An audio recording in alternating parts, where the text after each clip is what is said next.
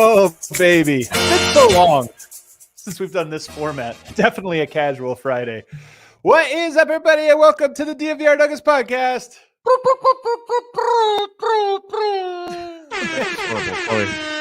That was a very owl-like air horn from our friend, the Serbian homie, Miroslav Cuk. Miroslav, how are you today? Miroslav Cuk. That's how it sounds. Very good, my man. Very good. What's Kale, up you with got to you? switch us. I'm used to being on the left side, and it's throwing me off that arm. There we go. This is perfect. Guys, the fellas are on vacation. They got on vacation early. What did Doc Rivers say yesterday about his team? They all feel like they're in Cabo already. Well, the DNVR Nuggets fellas are already in Cabo, Miroslav. There's still a day of work, but their minds are elsewhere. Yeah, they've been in Cabo for a couple of days. Let's be honest. It's so true, man. Did you see that performance the other day? Oh my gosh. What you gonna do? What are you gonna do? No, but I'm glad to be joined by the homie Miroslav. If you don't know, he hosts our weekend show, always an off-day show, Serbian Corner with the homie Miroslav. He does the show completely differently. He has a lot of people on from the DNVR Nuggets world. It's always cool to get a little bit of a different perspective. So if you haven't checked that out recently, check it out. It's really, really cool. On today's show, we're going to talk about it's a nice break in the season. And we're going to talk about the matchup the Nuggets have against every single team out west, because at the moment, there's no team that you can count out that they would play, whether it's first round, second round, or third round. It's possible for them to play any team in the Western Conference. So I think it'll be nice to go a little bit deeper than normal and talk about what we feel those matchups will look like, so we can maybe start to fret or get excited about how these standings start shaping up after the break. But I want to start, before we get into that, Miroslav, it's funny. It's the word of the show, nadir. The Nuggets are in the season's biggest nadir heading into the All-Star break. And with that comes some negative vibes. So I'm curious just what you think the state of the team is right now, and how worried are you? I'm not worried, but I am annoyed a lot. And what you mentioned, there are 9 possible teams the Nuggets can play in the first round and any rounds after that in the West. And that's because they are in this nadir, because if they haven't lost these 3 games, we would feel pretty comfortable, about them being at least like a top 2, top 3 seed. And now when it's completely open, anything is possible. So, yeah, more annoyed than worried, but it would be nice to get some firm grip on their game when the break finishes. So part of what I always do whenever the Nuggets are in a rut is you kind of try to step outside yourself and look at the other teams and just say, okay, how do I feel about teams in similar spots as the Nuggets? And the Nuggets are 5-5 in their last 10 games, which is not very good, and obviously a 3-game losing streak. The Thunder are 6-4 in their last 10. Probably hadn't even thought about that. You know what I mean? Like, you just think of no, the body of work for the Thunder all year is greater than this little rut that they're in. If you go to the other side, the Knicks have lost now 4 in a row. They're 5-5 in their last 10. The Bucks are 3-7. Now, one of those wins came against the Nuggets, but one of those losses came to Memphis. I think they lost to the Spurs. They have some ugly ones. Obviously, the 76ers have been in a tailspin. They're 3-7. The Pacers are 5-5. The Heat are 6-4. So I do think that this is one of those things where you can get so into your own team and you're like, I don't like what I'm seeing. I don't like this or that. But all those other teams are also in the exact spot of Denver, where they have some uncharacteristic losses in the last 2 weeks. And it's so easy to dismiss it as, yeah, but they're going to be fine. Yeah, it's just that out of those 5 games they've lost in the last 10, 3 of them were blowouts. And that lowers their net rating in that period as well. I don't know if you noticed, but they have had a worse net rating than Detroit Pistons in the last 10 games, which is pretty crazy to see. But it all weighs on 3 games, and you can say that they have let off the rope too often recently. Like Michael Malone's teams usually do not let off the rope, after halftime. So and that's something we saw against Milwaukee, for instance. Yeah. So those are the things that really annoy me. At the moment when they lose a game by 30, it actually feels better than when they lose in the last second, because it's easier to comprehend, I guess, or Right. get in peace with. But in all reality, this is what the Nuggets do. I mean, it's not the first time they've done it. They will hide somehow under the radar by having these really awful games during the season, and nobody's taking them as the biggest favorites. Although with the championship in their pocket now, everybody's honestly like, yeah, but we know they can go to that Right. for sure. More than we do, actually. I've said this before, Miroslav, but the Nuggets, they do the easy part hard and the hard part easy. And the thing they do well is obviously high basketball IQ, good ball movement, that half court offense, which is usually the toughest thing. They do that in their sleep. And the part that's supposed to be easy is the athleticism, the fast breaking, that kind of stuff that other teams, like Giannis doesn't have to wake up and ask if he's athletic today. He's like, nope, I'm athletic. Every day of my life, I am the most athletic guy on the court. And so I think that there is a different challenge for the Nuggets. And it's one of the reasons that they're so inconsistent is while Giannis can't really, without an injury, can't lose his athleticism, the Nuggets can lose their rhythm. And they're really good, better than most teams at not losing it, but it's still an easier thing to lose than speed and agility and those types of things. So I think that's one of the reasons. And then you get into this break, you go a couple guys down, you're right around the corner from a break. And I just think the Nuggets lost their rhythm. It's very clear they lost their rhythm. And when they lose their rhythm, it's very easy to then look at their flaws and say, oh, they are so flawed here. But the truth is their rhythm is, overlooks a lot of those flaws. It's part of what makes them so great. So that's why I think as we remove ourselves from these 3 games, they did not look like a team that anybody should believe in to win a championship. But at the same time, they're as good as anyone at being 2 different teams, and you shouldn't judge them on the bad version of themselves. Yeah, one thing they are different comparing to last season's team is they have less ball handlers. They did have Bruce Brown last year, and that's a big thing because they only have 2 NBA level point guards right now. And that's a problem. If you lose one of them, like we lost Jamal in this last game, it's a really big problem. They don't have the TJ McConnell, like a 3rd string point guard like Indiana does. So that's basically the biggest problem there. And I hope we won't get into those situations in the playoffs, because things could get rough pretty fast. But they didn't last year in terms of losing rhythm. And that's something to kind of remind yourself of and to be kind of, confident about is the Nuggets. In the playoffs last year, there weren't that many games. In fact, the only game after game 4 of the Sun series where the Nuggets lost rhythm was game 2 of the finals. And I think that came from a little bit of Murray feeling himself, whatever. But the Nuggets had a great rhythm in every game of the Lakers series. And even when they didn't for say a half, they found it and was good enough to win. And they had it in the finals. So part of me goes, I think the Nuggets should be trusted to be the best version of themselves. And honestly, this is why I don't get mad at people when they doubted Jokic or doubted the Nuggets as a whole before they won the title, in large part because I was like, yeah, if you caught the wrong game, or if you only caught 5, 6, 7 games and half of them they looked bad, I too wouldn't believe in them. But we watched them enough to know that they can channel it a little bit better when they need to. By the way, you mentioned multiple ball handlers and TJ McConnell. Bruce Brown, the last game was Toronto versus Indiana. Bruce Brown really killed TJ McConnell. His worst game of the whole year, in large part because, Bruce Brown was his former teammate. And I'm sure he's like, man, this guy, come on.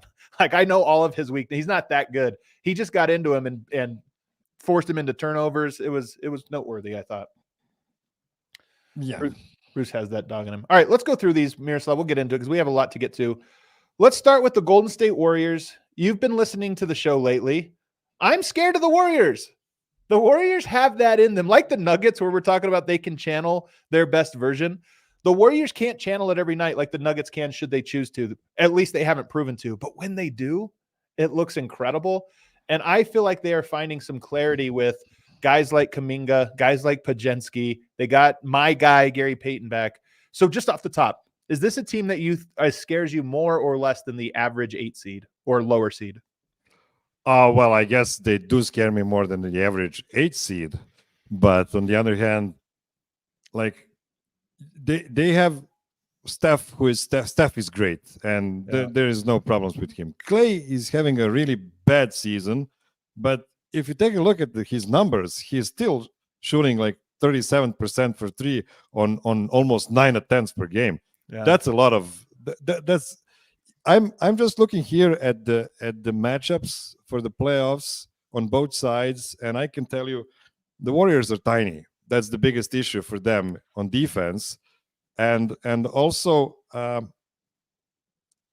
think Denver can cover the Warriors pretty well defensively, better than seasons before. It's just that if you put KCP on Steph and you put, can you put MPJ on Clay and feel well about that? I think MPJ has always been a guy that is really bad in this specific matchup because it's off ball. Like MPJ's defense is good as when he can play the low man, he's actually really good at it. Teams try not to let him play the low man because he's so long. And then he can guard in isolation better than people expect. But if you make him move off ball through screens or in pick and roll, he's really, really, really bad. And that's all they do. They don't ISO you. They just run around and run guys. So to me, I actually think that's one of the reasons I don't like this matchup is I don't think it's an MPJ defensively. I don't think it's an MPJ matchup. Yeah. So you would have to rely a lot on P-Watt then. Or Christian Brown, or I mean, you would have to go to somebody else. And that's the thing is I think that the MPJ minutes would get MPJ is an X factor, right? He can win you a game with his shot making, but you need to be able to, not really have to go out of your way to find those points, and defensively he has to hold his own. And I just don't know I think that would be one of his worst defensive series would be that series. Yeah, but on the other side, what do you have to throw at Jokic? You can try to do two guys like with Looney and Draymond, but is Looney actually going to start in the playoffs now that they have Kuminga playing really well lately and starting a lot of games as well? So I think that they would probably still have to play big against Denver. So this is the pro. The con is, what I just mentioned. I think that MPJ would be tough on. I think even Jokic would be really tough on, as good as he is. Look at Steph Curry is going to draw him out. He's going to be out there. I think the Warriors will have games and have quarters where they hit haymakers. That would be a series where I think Denver would trail by 15, 20 points in a game at some point. And every time they did, they would have a chance to come back against that team. But it's just the type of team that can go on those major runs and gain momentum. But to your point, the Warriors turnaround this year has come one, when they started telling Clay, like, your minutes are no longer guaranteed, we're going a different route. And then two, when they just decided to play small. Looney, as great as Looney has been, as important as he has been to that team, he's barely playing 11 minutes a game. And you can't do that against Jokic. Draymond would be Draymond at center against Jokic scares me in like the last 3 minutes of a game, because he's going to get away with murder in those minutes. And he is a really good defender. If you can hate him, but he's a really good defender. So it would scare me a little bit. But I think they would have to bring Looney out and change. And that's not why they've won. We don't know actually if they can win with that style, because they haven't really won like that this year. Do you feel Dario Saric might play a lot in that series? No. He is so the problem with the Rui adjustment, in my opinion, tell me if you agree, is that Rui is not a good enough fill-in for the guy that you need to do that. Karl Anthony Towns is a good enough guy simply by virtue of his size, right? He's not that he's a good defender, but he can at least do that. Rui, even PJ Tucker, who's one of those guys that can get away with murder. I don't think Dario Saric is that guy. And I don't think he's the off-ball guy. So if you put Draymond on Jokic and then had Dario Saric off, he's not going to scare Jokic as a weak side rim protector. So no, I think you would have to be Looney and Draymond. And I don't think there's a single other combo on that roster. Yeah, and I kind of like that combo, because I believe Looney is not as good as he was in previous seasons. It feels to me like he's having a bit of a drop off. Yeah, there. As you said, he's playing less and less minutes, and if he would be a starter in the playoffs, he would surely be the starter with the least points per game of all the players playing in the playoffs, right? Yeah. But again, I think in a Nugget series, he plays like 25 minutes a game. I think in every other series, he plays Jeff Green minutes last year. Yeah, that's true. Some games he won't even play at all. All right. So what would be the prediction then for this kind of series? I would say that this one would be Nuggets in 5, and I would feel pretty confident about it, but it would be explosive. So if like Denver would have the ability to lose, or I should say the Warriors would have the ability to win a game 1, and then it would be totally flip the series. So it's one of those ones where I think Denver, as long as they avoid any momentum shifts, I think Denver is going to be able to control that game. But Steph Curry goes for 50 points in game 1, and all of a sudden it's like, okay, we're on our heels. They're confident. They're a team that they've always been a bit of a front running team, honestly. And so I think that you have to keep them away from that front running. Yeah, I agree. I would take the Nuggets in 5 as well. Okay. And let us know in the chat. I'm very curious what the chat thinks about this one as we go through all of these. Is there any other X factors to this series that you could see? Murray scares me with Gary Payton. Gary Payton's a good defender, but I don't think they have enough great defenders for him. Murray scares me with anybody because of his first series woes. So yeah. I would really like for the Nuggets to get a relatively easy first round, so Jamal can get into his full playoff shape. Right. But yeah, we're going to read off some teams with some really good outside defense that might scare me. All righty, let's take a break. On the other side, though, we're going to go in reverse order. So I'm just going to work up the standings. The next one is the Lakers. Not going to say anything nice about them the entire time. I doubt Miroslav will as well. But first, I got to tell you guys about Breckenridge Brewery. You know how long they've been with us since the beginning of DNVR. Literally, our day one homies, Breckenridge Brewery. I'm getting ready to go on vacation. I'm going to be down in Mexico. So you know what? I'll probably be doing some lagers this week, maybe even a fun slinger, maybe even some hard seltzers. They are telling me that right now the beer of the month is my personal favorite Avalanche Amber Ale. It's my favorite Breckenridge Brewery, and dare I say my favorite beer overall. I call it official beer of fall, but you know what? We haven't had a big winter. It's kind of been fall-like weather all winter. So check out the Breckenridge Brewery. Go to breckbrew.com to find a beer near you by using the Breck Brew locator. Also, want to tell you guys about American Financing. This is a new partner of ours. And I'll tell you guys right now, I used to work in the mortgage business for 10 years. I was actually in the real estate business, but the mortgage business, obviously hand in hand with that. And I always tell people buying and owning a home is one of the best things you can do. A lot of people don't realize how easy it is to get into a home. And I'm not trying to undermine it. I know that it's not possible for everybody, but a lot of people think it's harder than it actually is. The first step is always calling somebody like American Financing. They can help you figure it out. You call them and say, hey, I just want to know if I qualify for a home. What is it I need to know? What type of info? And they'll walk you through everything, ask you a series of questions. Sometimes they can do it right over the phone. Just ask a series of questions, maybe 15, 20-minute phone call. Other times they'll start to ask for documents as you go through the process a little bit further. But they'll help you. And if you don't qualify, they'll let you know, okay, here's what you need to know. You're short here, here, and here. But if you do this, this, and this over the next year or two, then you will qualify. It's one of the best things you can do. It's easier than people think, and it's made even easier with American Financing. So call American Financing, and if you call today, you may be able to delay 2 mortgage payments on your current mortgage if you're looking to refinance your current loan. Call today and tell them DNVR sent you by calling 303-695-7000. That's 303-695-7000, or go to americanfinancing.net/DNVR. All right, we are back here with the homie Miroslav.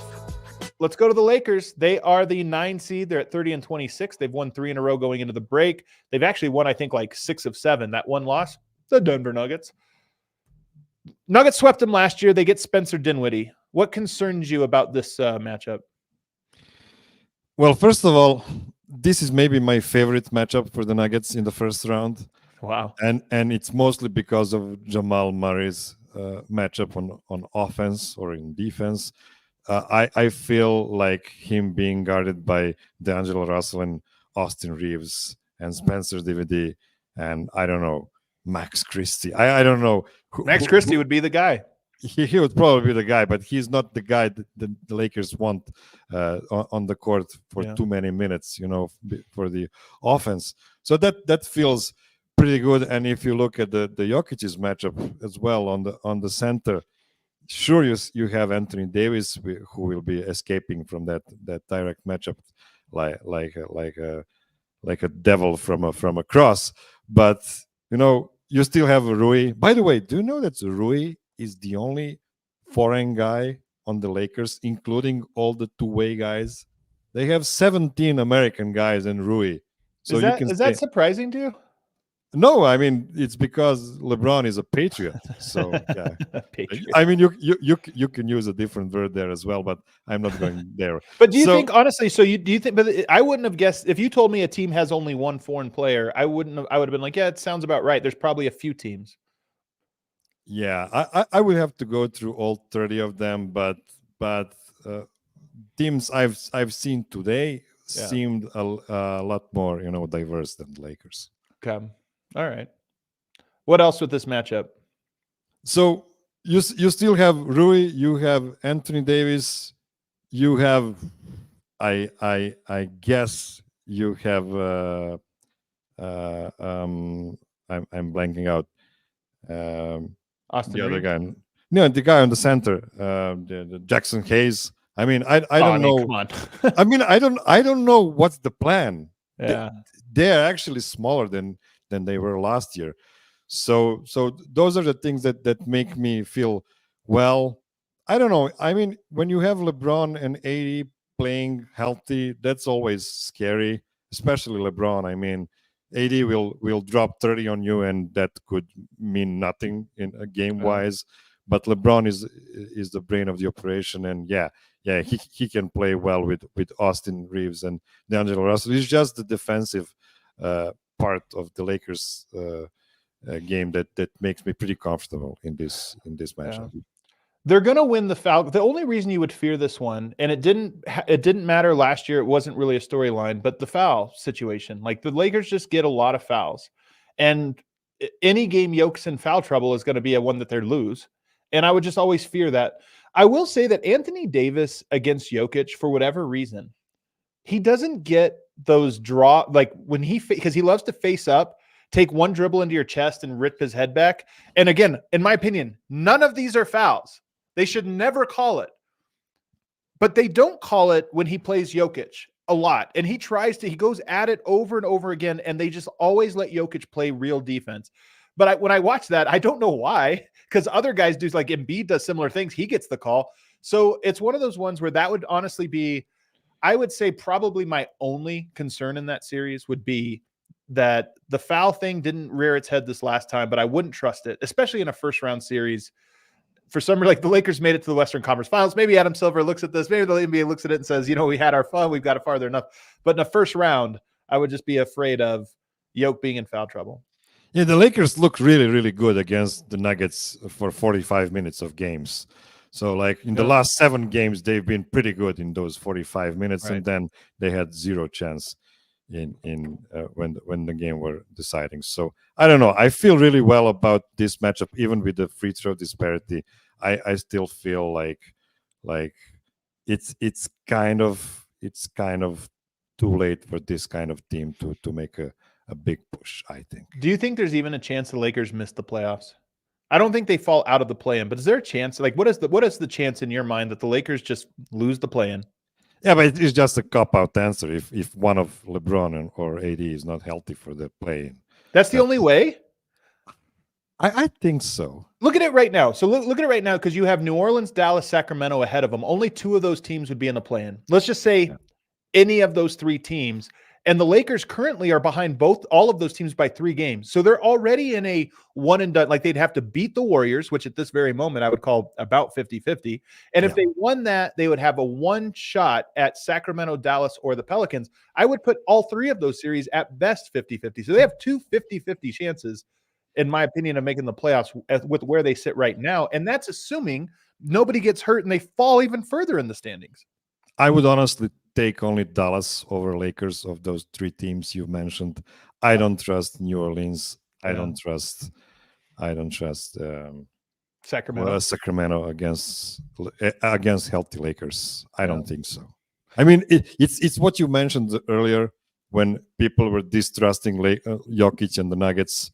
And it makes sense because I really don't trust some of those teams because they haven't shown it yet in the playoffs. So that's an easy out there, but it is what it is. I really feel that. You guys hear it here. Miroslav, he prefers teams with American rosters. Too many foreigners on Sacramento's team. Is what I'm hearing. Too international. Yeah, too international. All right, let's go to the Kings here. The Kings seem to have Denver's number, and I've always thought Sabonis gave Jokic a hard time when they go head to head. Now, I always say, Anthony Davis used to give Jokic a hard time head to head until it mattered. And I feel confident saying it would be the same thing, but at the same time, I wouldn't mind seeing Jokic stop him once. Yeah, I would love this matchup as well. It's because I'm higher on Domas Sabonis than most people. It's really good right now. I'm definitely not as high as Sacramento fans are.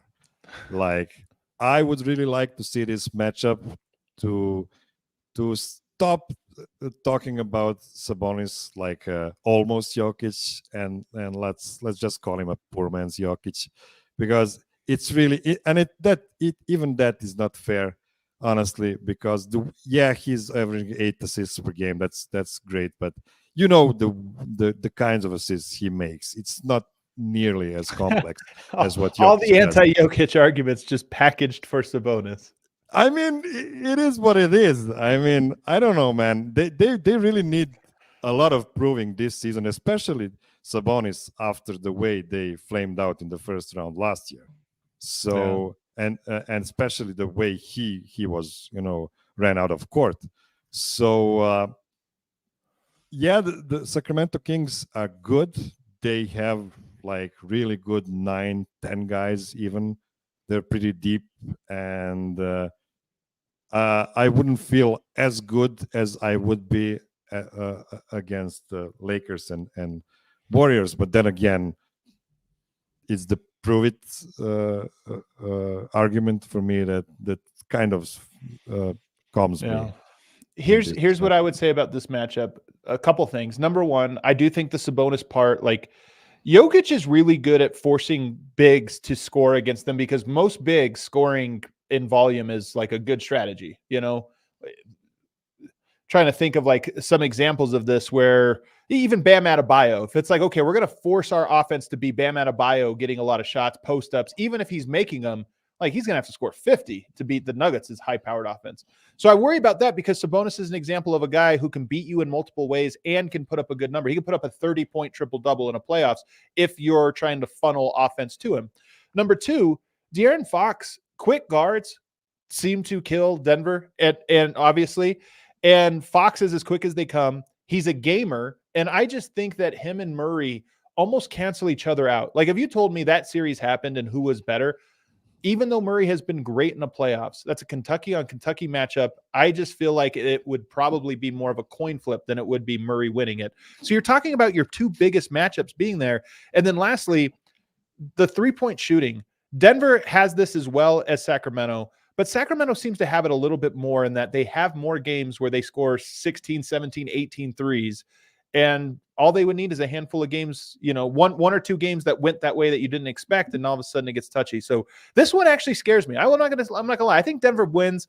Denver should not be afraid of a first-round matchup, but as far as first-round matchups go, this one might be my scariest. Yeah, you're right. It would be the biggest challenge for Jamal Murray there on Foxwood, and maybe on the other hand, it would help Jamal get into the right mindset quicker than what he usually does in the playoffs. So I could see a pretty rocky first two games against Sacramento, and if both of them are in Denver, and they would probably be there, that would be a pretty dire situation. If they would lose both home games against Sacramento, that would be a real series against them. So I think so. Real quick before we get to Dallas, actually, let's get to Dallas in this segment. We'll just keep going, because I think Sacramento and Dallas are about even to me. It's been fun doing this all NBA show because I'm focused more on other teams than I have been in years past, Miroslav. But with Dallas is a team to me that people don't realize how unhealthy they've been for most of the year. Yeah, like they're a team that if Denver had that health, we would be using that excuse so much. They have Luka Doncic, who scares me as much as any singular player in the playoffs. He scares me just because he's such a good player, and I'm not sure you can shut him down the same way I'm not sure you can shut Jokic down. Kyrie is so much better than people realize, and I don't think Denver can guard Dallas. I think Denver can score on Dallas very easily, probably easier than most, but there's something about the drive and kick, get to the foul line, get the kick out for three, versus Denver's more methodical, get to the mid-range, get to the post. That scares me just in terms of volume. Like, you'd have to be pretty perfect offensively, I think, against Dallas for those reasons, because the 3 versus 2 battle, and because I don't think you can stop them that great. The emergence of Derek Lively is pretty scary to me, because he really is the Clint Capella to Luka Doncic's James Harden. It's a tough matchup. I think Denver would have a lot of problems containing Dallas under like 115, 120 points per game. I think this would be a high-calorie series for sure. I, of course, think Denver is better than Dallas, but on the other hand, I think this series might have been at least a 6-game series if it happened in even in the first round. So yeah, I'm not really eager to play against Luka in the first round. That's always tough, and yeah, it's nobody would be able to guard anybody in this series, I believe. This might be another series where Michael Porter is a tough one in late games. Like if you're tied last 5 minutes and Michael Porter's on the court and the Mavs are being smart, putting him in pick and roll, you just put him every single time. Like Jokic and MPJ are guarding pick and roll every single time. Murray is the low man. You stack the deck so that he has to be down there guarding below and rotating over it. And I just think that's like, I'm not counting on that to get stops. I'm really not. Now, I do think that Jokic is going, like, as good as Gafford has been, and he's great, by the way, on the offensive glass, which is Denver's ability to clean up the defensive glass is one of their strengths that I think is underrated in a playoff series. But now you give him Gafford, who's really good at offensive rebounding. Now that might not be as big of a strength as you need it to be. So that one scares me. But Lively, Gafford, and whoever else they want to throw out there as a post defender on Jokic, that's the easiest matchup you can give Jokic. I think Jokic's numbers in the series would be, I think he would have a 50-point game. I think he would probably average around 35 points. And I think that he would have it easy. And I think Murray would have it easy too. They have some guys, Josh Green, they have some defenders, but it's not their core lineups. So I think that Denver's 2 guys would I just think this is a series that would go 6 or 7. And the winner in each game would have 130 plus. What would be the percentage you would give Dallas to get through Denver this 45%. Season? Ooh, I believe in them, man. I just think that's a lot. Well, again, they are like the Houston Rockets of old. Remember how bad Denver was against Harden's Rockets? Like, they couldn't guard them. And Denver has gotten better. They've added some pieces that make them better. But that's the number one hardest type of offense for Denver specifically. Pick and roll with 4 shooters, and a rim roller. That's the hardest thing for Denver to do given their personnel. And they are better than Harden's Rockets at it, in my opinion. They haven't shown it yet consistently because of health. But they're on a 6-game win streak, and I just think people are going to start seeing it over assuming they stay healthy. I think people are going to be like, wow, that team is putting up 130 every night because they have 2 of the best offensive players in the NBA. Kyrie Irving, people hate on him. Guy's incredible, man. He is an incredible pick and roll scorer who can score at all 3 levels at a high rate. Yeah, and the difference between James Harden and Luka Doncic is Luka is huge. Yeah, I mean, James Harden is not a small guy, but Luka can enforce himself on you. So he's not only foul hunting, he's also able to score near the rim almost every time. So yeah, I agree. I wouldn't feel great about playing against Dallas in clutch as well. Right. So yeah. I agree. It would be a coin flip, especially in the close games. But I still feel like Denver has the edge over them. And potentially finishing this series in like 6 games. Yeah. Not going to 7. The American Raptors, Colorado's only professional rugby team, is back. They'll kick off their 2024 Super Rugby Americas campaign in Argentina, and you can catch the games on ESPN right now. They are literally starting here, I think, in 10 minutes. You can check that one out. We're having a huge party at the DNVR bar right now for them. Some rugby players are along. But what's even better is our guy, Colton Strickler, has you covered with all things Raptors with the DNVR Rugby podcast. He's covering them And if you want to get down, if you're looking for a cool thing to do this summer, especially when it warms up, Infinity Park, the home of the American Raptors, is actually a really awesome venue for going and hanging out on a weekend while you watch one of these rugby tournaments or one of these rugby matches. Because one, it's a really nice park. You think it's going to be some little dump like a high school, football stadium or something like that. State of the art, right there in Glendale. If you wouldn't even know it was there. Then you go to it and you're like, wow, this is a really, really nice place. They have great vendors, but also rugby events are a lot of fun. People show up in costumes. The cheering is incredible. There's people from all over the world because rugby is an international sport. So you get this very international community for you to go and hang out. So check them out. Check out the DNVR Rugby's podcast. And then be sure to check out Infinity Park if you're looking for something to do. It's great, family friendly, something you can do this summer if you're just looking for something for the family. Also want to tell you guys about Circa Resort and Casino. Vegas' first ever adults only casino and resort. It's got the world's largest sports book. It's that 3-story stadium style sports book. Miroslav, you would have to see this place, man. I wish you could make it out to Vegas. Well, first of all, it'd be fun for you to see Vegas just in general, but you see this 3-story sports book, man. It's like an IMAX theater that plays sports nonstop. It's an unbelievable place. There's VIP setting. There's a dugout club, a Legends club. There's all this cool stuff. We had guys out there for the Super Bowl. March Madness, we're going to have some people out there. Summer League, we're of course going to be there. And then not only do they have that awesome sports book, but they have an outdoor sports book that is their pool and sports book. So there's the pool and then a giant wall of enormous screen televisions that are playing sports 24/7. You can bet straight from the pool. I'm telling you, Circa is the hotel and casino for people that like sports. Right now, you can download the circasports.com or download the app at circasports.com. Circa sports bets can only be made while physically located in the state of Colorado. Must be 21 or older. All rights reserved. Circa Colorado Sports encourages you to gamble responsibly. Gambling problem? Call or text 1-800-GAMBLER or visit problemgamblingcolorado.org. All right, let's get back into this now. We just went through the play-in teams, and there were more teams than I expected. Like Dallas and Sacramento, to me, are legitimately scary. Golden State has the firepower. The Lakers can get calls, whatever. The Pelicans, to me, are the most two-faced team I've ever seen in my life. If people get frustrated with the Denver Nuggets, if they don't like this version of the Nuggets that could lose to anyone, beat anyone, you would really hate New Orleans because on their best nights, they look like juggernauts, and on their worst nights, they look like a clown show. So do they scare you at all, Miroslav? They have a lot of guys. I can count like 11 guys I would trust to play playoff minutes, serious playoff minutes. Super deep team.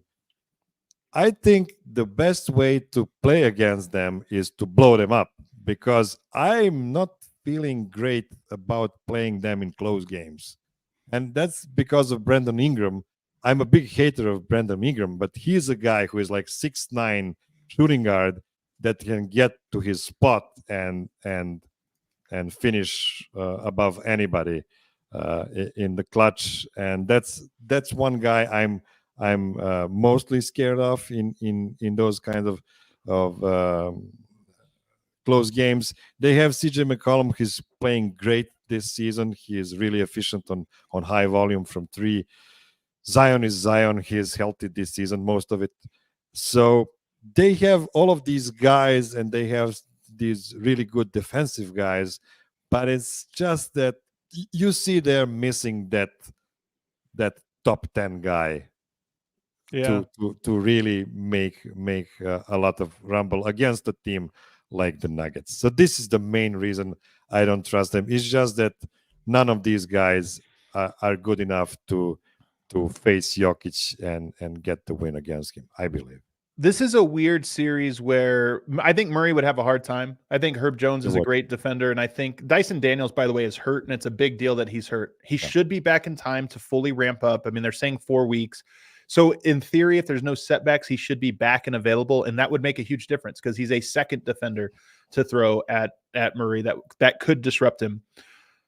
So Murray might actually have a bad series in this one, and that's always scary to think that can they win with Murray being average or below? I don't know. But I do think it's an incredibly easy Jokic series. And I think that there is an opportunity for it to be a somewhat easy series for a KCP, an MPJ, and an Aaron Gordon. So I think it's a series that Denver could play really well with everyone besides Murray. And most importantly, New Orleans is too hot and cold and mostly cold. And I think their offense is a bit of a grind.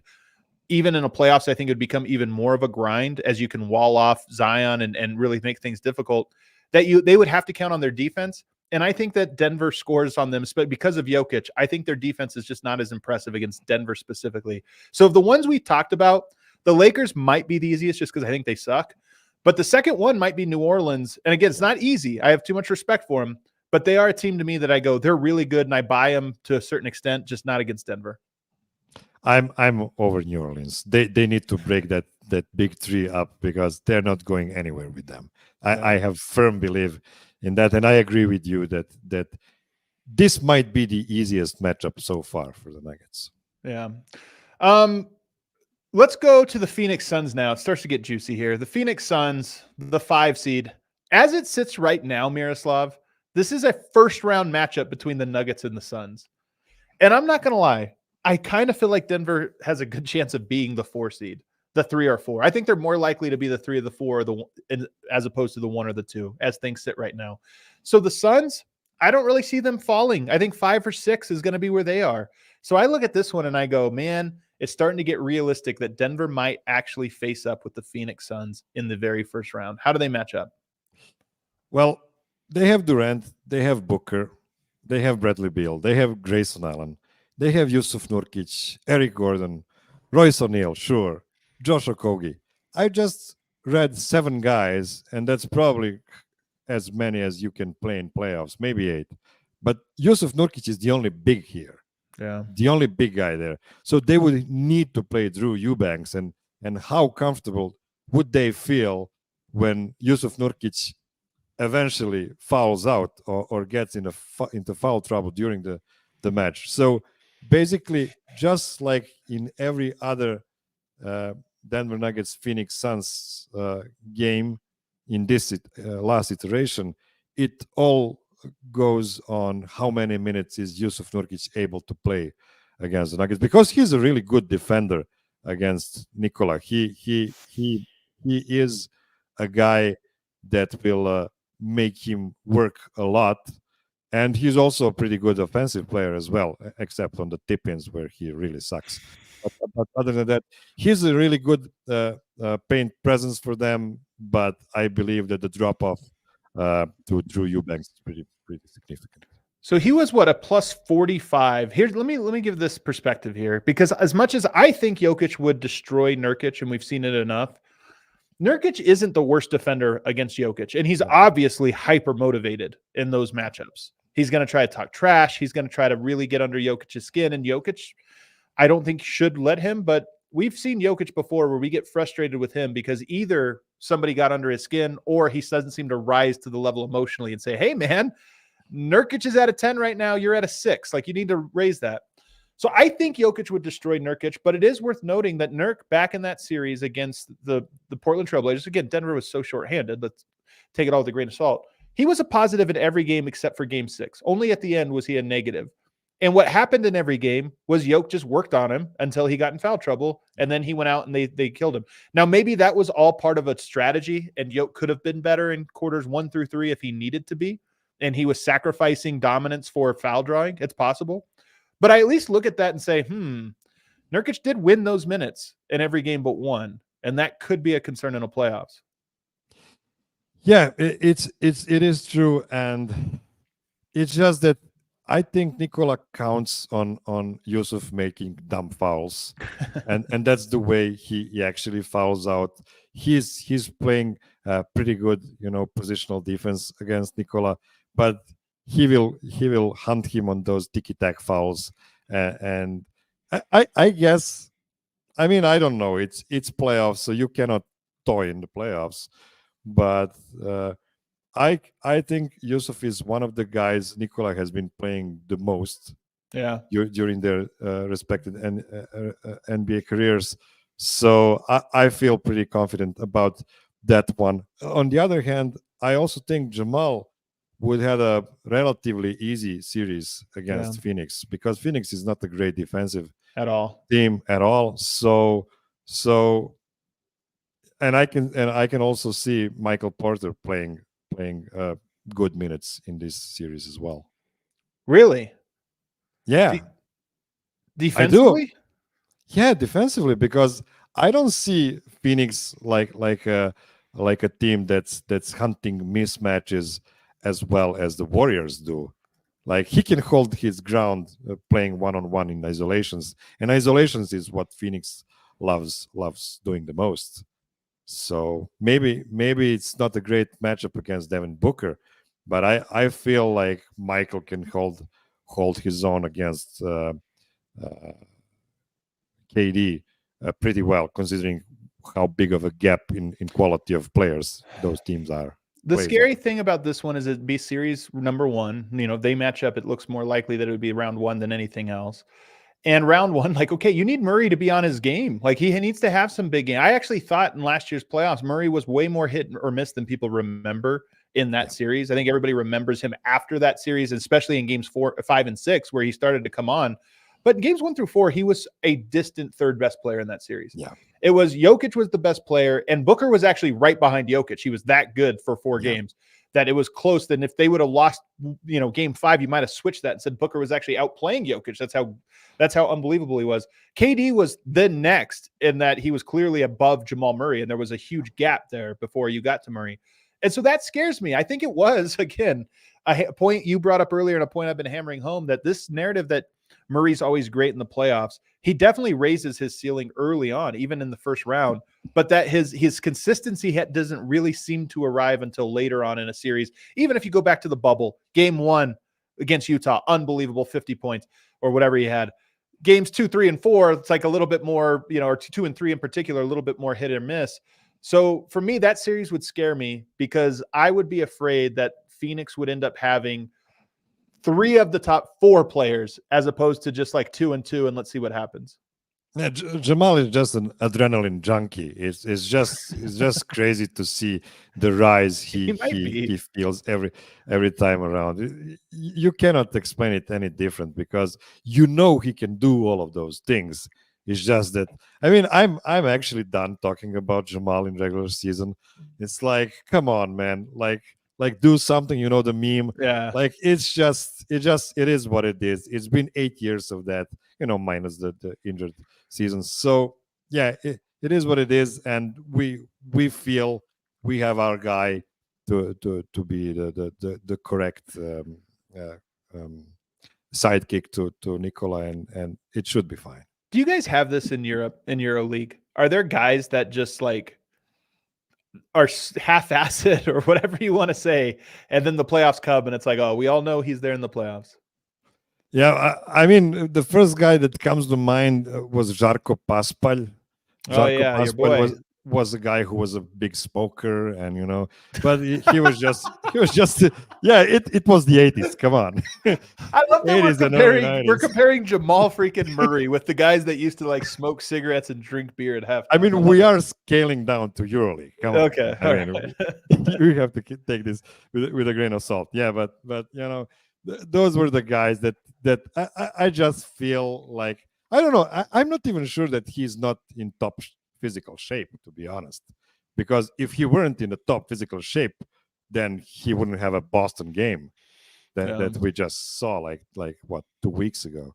So yeah, I don't know what it is, and it's just it's what we have to live with, and let's just not announce any years of Jamal Murray in the future.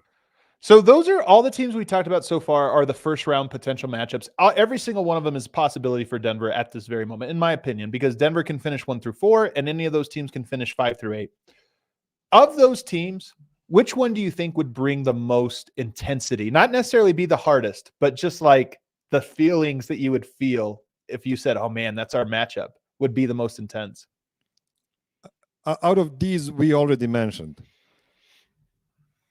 I would say Phoenix Suns. It's probably because of the big narrative that would go around this series, and NBA announcers love big stars, and KD and Devin Booker definitely are in that group. So yeah, that would probably feel the most pressure. But on the other hand, I don't think the Phoenix Suns are as hard of a matchup as some of these other teams we also mentioned. I think it's probably Suns too, only because the Lakers have already been vanquished. I don't think there's enough history between Sacramento and Dallas, even though Dallas would probably scare me as much as Phoenix, if not more. Just in pure fear. The Warriors would be a lot of fun. There's a lot of Warriors fans. I think it would be weird. You would see that Denver would have. We haven't been in a series other than the Lakers one, which I think mentally are prepared for, where everybody would be pulling for the other way. And that would be a series where everyone would be pulling for the Warriors. So, and you would feel it. You would kind of feel it. So that would be it. But it's the Suns, man. We hate the Suns. They think they're us. We're us. We know that. All right, let's go to potential second round matchups. The Clippers. What's going on with this matchup here? You know what? When you go to the basketball reference page of the Clippers franchise, you have the 12 guys that made the biggest impact in the franchise history. You know who's the number 2 guy on that list? Who's that? DeAndre Jordan. So I love DeAndre. He's our guy. But he's definitely not one of the top 60 players in NBA history. Like this is what you would expect from the second most impactful player in franchise history. It's just that I don't believe in the Clippers. I'm like pulling a Bill Simmons now and saying like they will find a way to crumble again. And even though they have a really, really good team this time around, I just can't. Let them be in the same place where the Sacramento Kings are and New Orleans Pelicans are. Show it to me. Like, show it to me that you can get to the Western Conference Finals without Denver being injured in that particular season. I don't know. That is a thing. That is an interesting. It is a point. good team, but I just don't trust the karma, I guess. It is interesting to think that if Denver faced them, it's likely in the third round, not the second. We'll see how things shake out. But so that is an interesting piece because you're right. In theory, those guys can't stay healthy, and they would not just have to stay healthy till then, but then all the way through. Yeah. And there's something to that. I think they would have a coaching advantage because I think Ty Lue's a really good coach, and also because things are a little bit simpler for that team. They're wing heavy, you don't have to split the atom to make adjustments for them. And they do have the bigs. Like, it just scares me. I think Jokic kills all those guys as individuals, but there's no. You broke through the first line and got the second. The difference between Zubac and Plumlee is so tiny that it's almost like you're playing against a guy with 12 fouls, and that's the part that scares me. So it's like it's like Shaq playing against 3 centers from Chicago Bulls, back in the day. Yep. So that matters a little bit. I think that the thing that I like is that I think Aaron Gordon is one of the best Kawhi defenders in the league. And I think they need Kawhi quite a bit. But the thing that scares me is I think James Harden, the people don't know that. This is how I would describe the Clippers, and they're really freaking good. They might be my number 1 team I'm scared of now in the playoffs as a whole.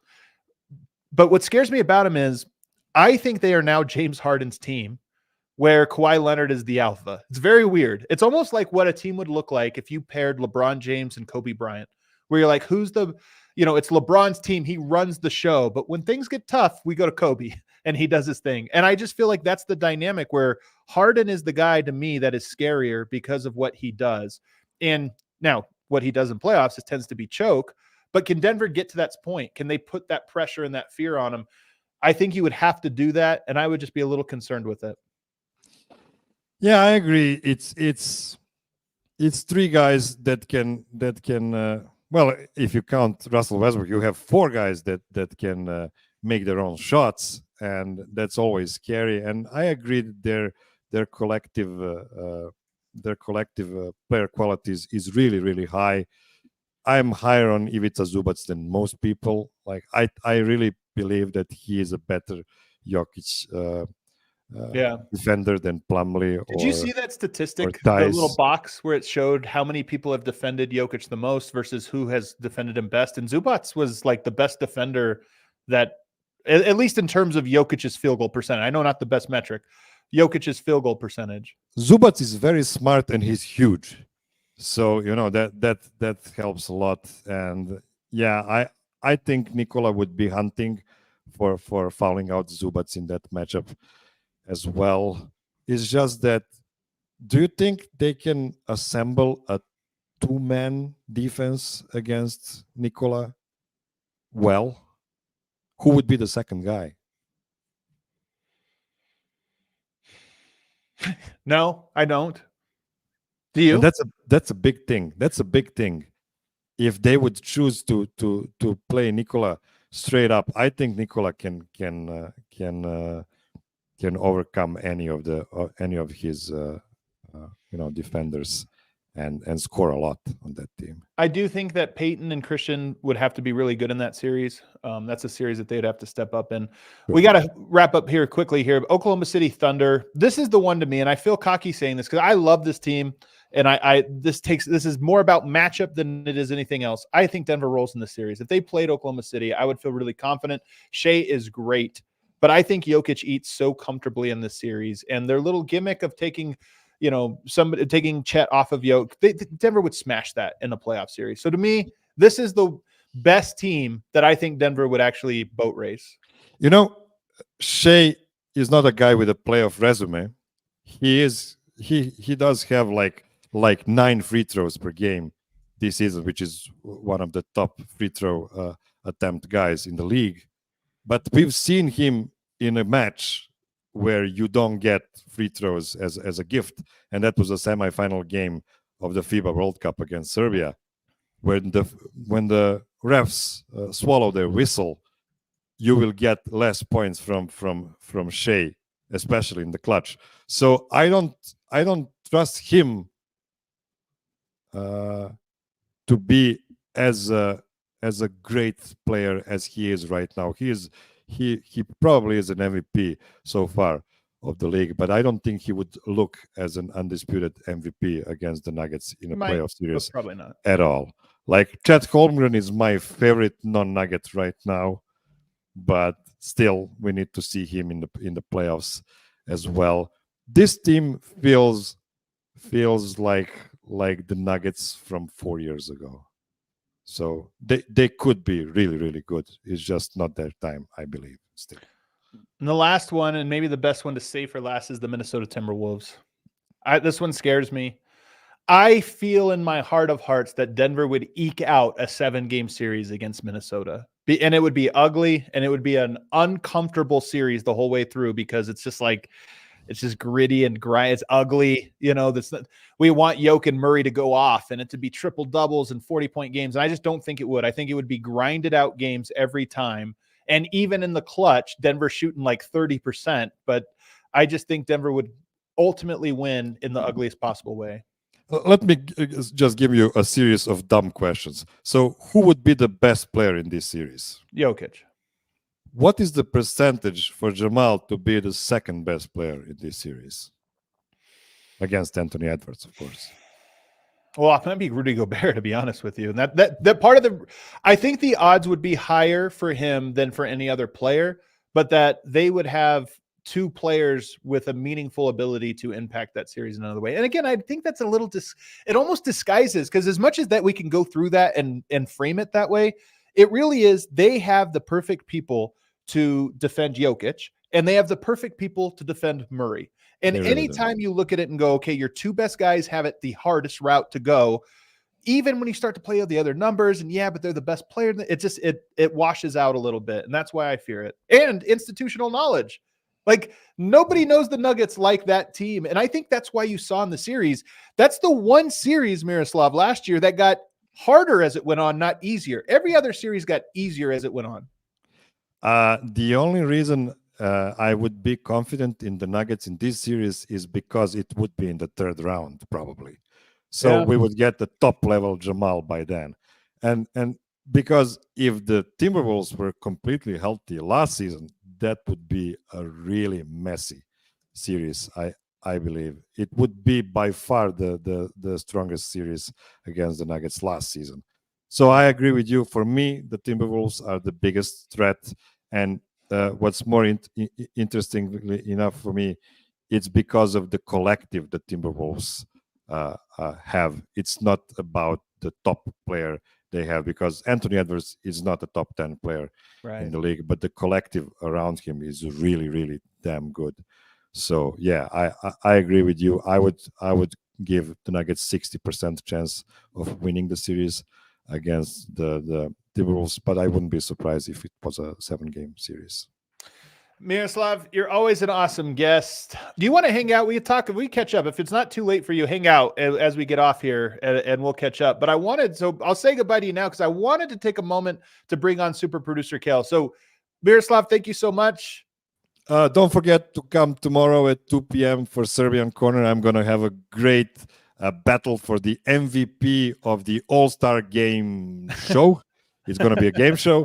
So yeah, it's gonna be way better than what the NBA offers with their All-Star weekend. So Miroslav, the only person, you and Kale, the only people on staff that did not duck out a day early.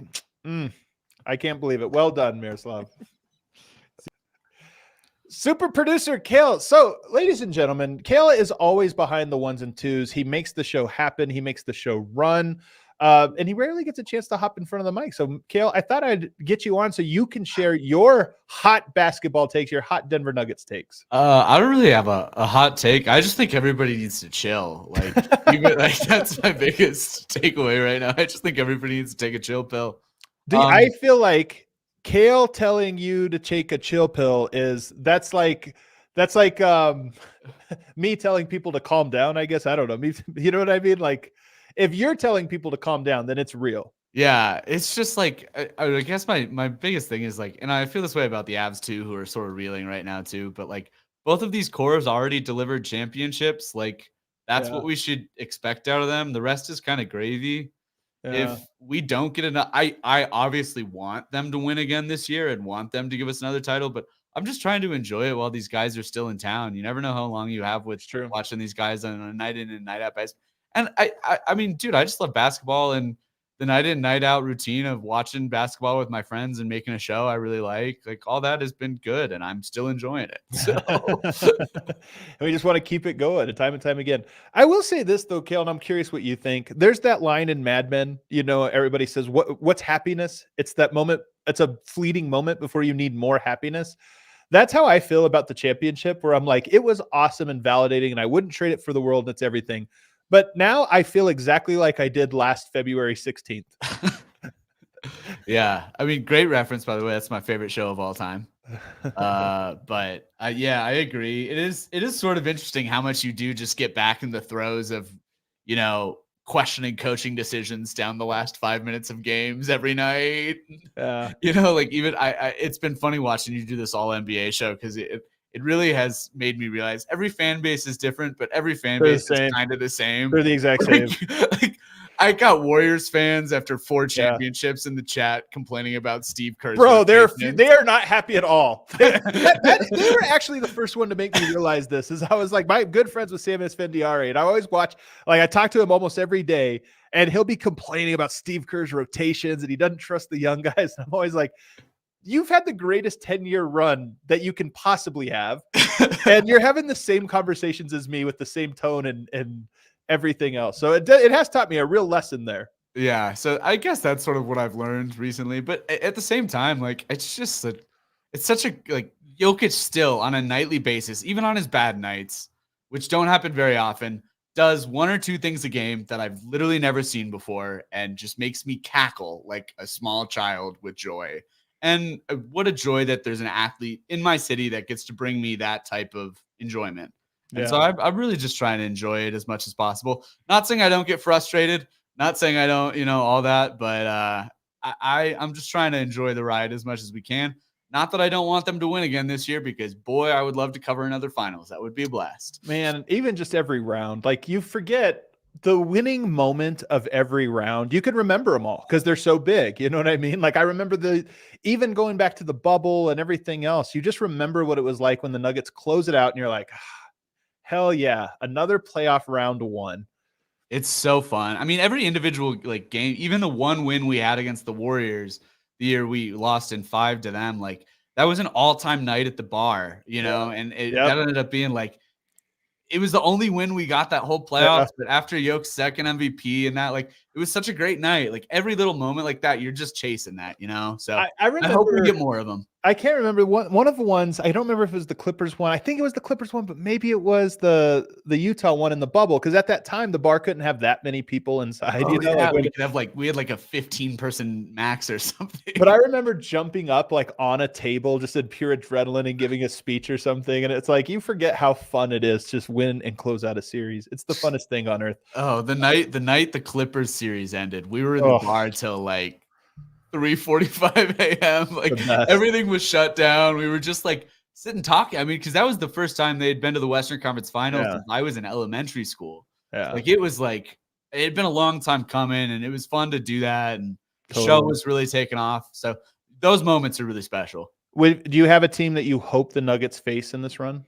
In the first round? No. In this run, if you just said, I hope that they match up with this team at some point, because it would be fun as hell. I want to vanquish the Warriors. That's the one. Like that's all right. That's my time. I like it. Yeah, I want to vanquish the Warriors. They're the one that I feel like, you know, the reigning dynasty. They've had their time. I'd like to, you know, put an end to that and assert ourselves as the next coming. You know, I think that'd be fun.